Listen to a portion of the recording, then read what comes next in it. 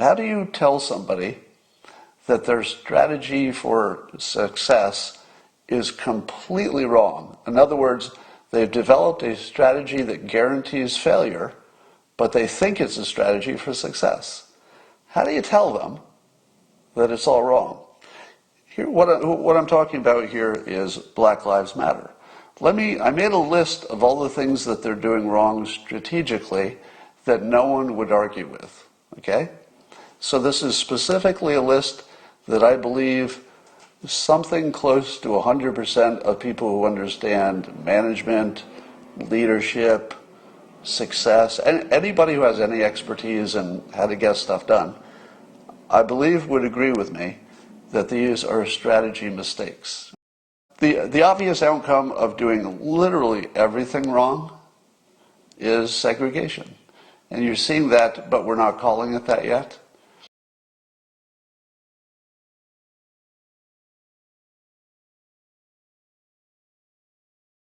Here, what I'm talking about here is Black Lives Matter. I made a list of all the things that they're doing wrong strategically that no one would argue with, okay? So this is specifically a list that I believe something close to 100% of people who understand management, leadership, success, and anybody who has any expertise in how to get stuff done, I believe would agree with me that these are strategy mistakes. All right, here's the list. Selling past the close.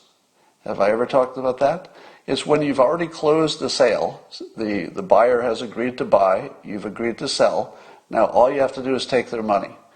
The biggest strategic mistake you could make if you're the seller is to keep talking. Because anything you say at that point can't make you the sale because you already have the sale. But it could lose you the sale, and that's what happened with the George Floyd thing. The moment the country saw the video of George Floyd, the sale had been made. Oh my goodness, we have to fix this. Every white person, every black person, every Republican, every Democrat, complete sale. Sale has been made. What happened? They kept selling. They kept protesting until there was danger, cities were destroyed. Now, wouldn't you say that the George Floyd initial reactions, which could have been one of the best things that ever happened in this country, it was a gift in a sense, a tragedy of course, but it was a gift to the country, almost like George Floyd died for our sins kind of thing. There was almost a Jesus-like, I know that's offensive, but just follow the analogy. His death could have been, in sort of an analogous way, that Jesus' death could have been a positive. In the Christian religion it is. His death, as tragic as it was, could have been a positive. Because we all were on the same side, but it turned into a gigantic negative. People are fleeing the cities. It's the worst situation. So that's the first mistake, selling past the close. Here's the next one, putting the least capable people in charge. What expert would say, let's scour the earth and find the least capable leaders and we'll put them in charge? I'm pretty sure that's what's happening with Black Lives Matter because of all the other mistakes of leadership that I'll mention. So clearly the worst people are in charge. Nobody would make that mistake if they knew how to do anything.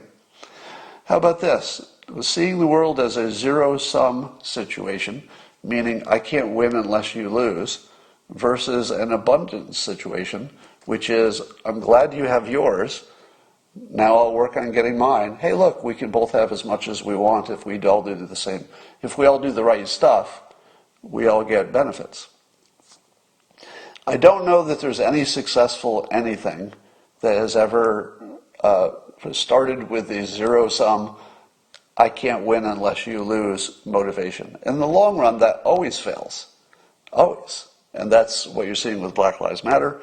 Nothing about let's build something together. It's all about how can you give me something? Zero sum. How about canonizing your criminals? How about the idea of making your heroes the people who are literally criminals? Now, I think you can hold both thoughts simultaneously. You can certainly hold the thought that somebody should not be shot by the police because of some past criminal behavior, if it wasn't part of the actual incident. We all agree with that. There's no argument with that. You don't get shot today for something you did, a year ago. Nobody wants to live in that world. But is it a good strategy to hold up your criminals as your heroes? No. Martin Luther King was the example of doing it right, holding up as your hero somebody who had the right set of values. That was a good idea. Holding up the people who have been killed by police that have records, very bad idea. Nobody has ever made a good outcome out of making heroes out of the people who they should not. Now, the weird thing about this is the whole controversy about, let's say, Confederate statues. The whole point of that is you don't want to hold up as role models people who have a sketchy past. And there's nothing could be sketchier than being a past slave owner. So if you know the concept of getting rid of Confederate statues because it sends a bad message as a role model, why are we making role models out of slave owners? That makes no sense. But how about extending that to your own population? How about bringing that forward into current times? How about making heroes out of Thomas Sowell or anybody who's got a positive view of abundance or strategy? So you got that problem. How about always voting for the same political party? Has anybody ever made that work? Always voting for the same party reliably is guaranteed to take away your political power. It's guaranteed. And what are they doing this year? They're trying even harder to make that strategy that never works, can't work, has never worked for anybody.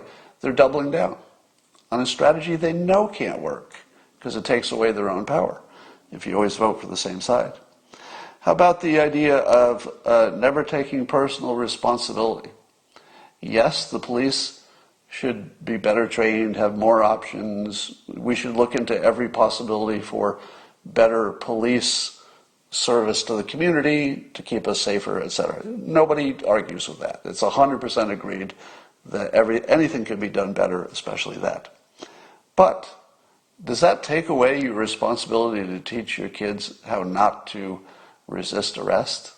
If you can't even have the conversation about, maybe we should resist arrest a little bit, better.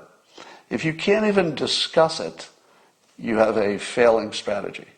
Because nobody ever succeeded by saying all the problems were with somebody else. It's just not a strategy that's ever worked for anybody ever in the long run.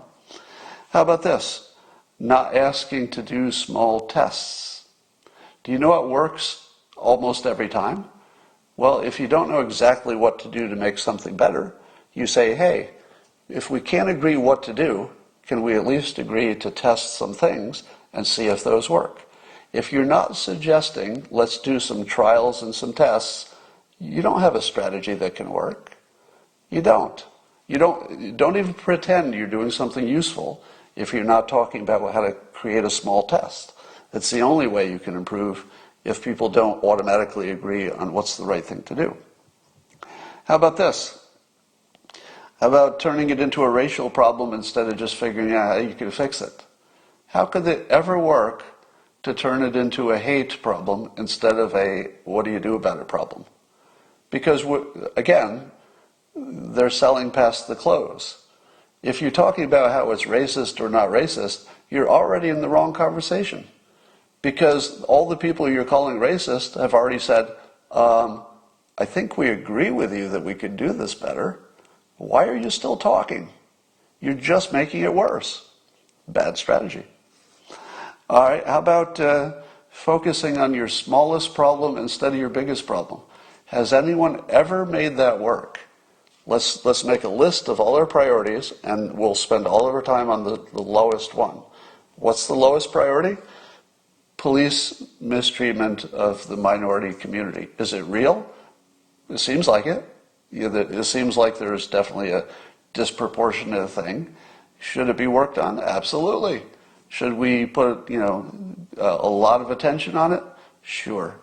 But should you ignore the biggest problem, which is obviously the school system is not serving a lot of communities, and therefore they get off to the wrong start. And of course you'll have more crime. If you have more crime, you have more police action. Just everything falls apart from that one thing, and that's, of course, caused by the teachers' unions rejecting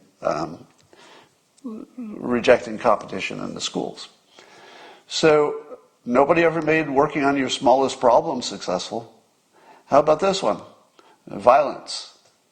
Whoever, is there a long history of minor violence working? There's a long history of major violence working. The Civil War, you could say that worked in a sense.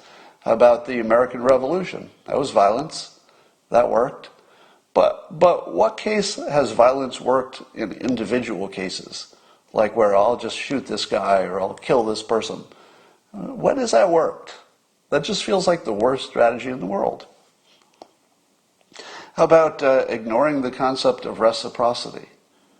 It's like the white person superpower, that people will do things for you for nothing, and then maybe someday it'll come back. It's very similar to the idea of abundance versus a zero-sum world. But the idea of reciprocity works every time. What are the Black Lives Matter people doing? The opposite. They're asking somebody else to give them stuff. They have their arguments. But that's the opposite of any strategy anybody's ever made work. Reciprocity works. I do something for you and something will come back to me. Forcing you to give me stuff with no end in sight, because I can never get enough to be equal to you, that's never worked. It might have some temporary gain, but in the long term, it's a terrible strategy. How about developing systems that ignore human motivation, such as socialism and Marxism? They've never worked, not in their pure form. You can have a little socialism on top of capitalism, but they've never worked in their pure form anywhere, because they ignore human motivation. That's bad strategy. How about the fact that Black Lives Matter, they have leaders, but they don't seem to be present? In other words, I couldn't even give you the name of the head of Black Lives Matter, or there are three of them, or were they just founders, but now they're not running things? Is it a local organization? I don't even know. So if you can't identify the leaders, there's nobody to negotiate with, there's nobody to negotiate for you, there's nobody to get you what you want. They don't have a structure which would allow them to get anything, because there's nobody to talk to. And the demands are all over the place. Until you have a leader who can solidify demands, you don't have anything. How about ignoring, free markets and school choice? How about believing the news? That's a bad strategy. A lot of the Black Lives Matter stuff comes from believing the news, that there's some kind of epidemic of black people being hunted and shot by police. If you believe the news, then you believe that's a problem and you orient yourself to fixing that problem. If you didn't believe the news, in other words, you understood that their business model causes them to make things look worse than they are, because that gets them clicks. If you understood that, it would be a better strategy to look at the data, etc. All right. The obvious outcome of doing literally everything wrong is segregation. And you're seeing that, but we're not calling it that yet. When you see these news stories about all the rich people who are moving out of New York City, what is your brain translating that into? Maybe you have to be a certain age for this to happen. This isn't exactly about rich people moving to where it's safe. This is a lot about rich white people moving away from black people. Can we be honest? If you ask them privately, hey, why are you getting out of New York City? They'd probably give you, let's say, politically correct sounding answers. They'd say, well, there's too much crime and, it's unsafe, blah, blah, blah, blah. But in their little prejudiced, racist minds, These are people who were the most, let's say, politically allied with the black world 4 months ago. So 4 months ago, the very people who are probably packing up and leaving New York City would be the greatest advocates for the black community. They would be, elite Democrats, very reliably pro-black community, as I am. I would consider myself very pro-black in the sense that if you can help the black community, everybody's better off. So I buy into that completely. But now that they're moving out of the city that they love, I feel like you've converted them into racists. And that privately they're thinking that they're just getting away from black people. Don't you think that that's probably true? I'm not saying that's good or bad. I'm not endorsing that. I'm not saying they should think that. Nothing like that. I'm just saying, predictably, this is making everything worse. Somebody says it's mind reading. It's not mind reading if you present it as speculation. If you present it as fact, it's mind reading. If I said that's what they're thinking, that would be mind reading. If I say, what would you be thinking in that case? Or what do you imagine people are thinking? What's the likely thing that some number of them are thinking? Then that's just speculating, which is fair.